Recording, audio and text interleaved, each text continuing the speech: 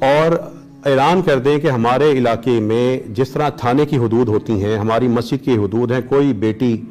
شادی کے لیے قرض نہ اٹھائے، کوئی نوجوان بہن کو رخصت کرنے کے لیے ایڈوانس سیلری یا قرضے نہ لے، کوئی باپ وہ پریشان نہ ہو، کوئی بیوہ ماں دھکے نہ کھائے۔ ہماری مسجدیں ہم اپنی امت کی بیٹوں بیٹیوں کو سنبھالیں گے۔ تو جو مخیر حضرات ہیں وہ آگے بڑھیں۔ ہمارے علماء کرام نے اپنی امت کو اپنے وسائل کے مطابق سنبھالنے میں کبھی کوئی کسر نہیں چھوڑی، لیکن ہم جانتے ہیں کہ مساجد کس طریقے سے کتنی مشکل میں یہ تبلیغ کا کام کرتی ہیں۔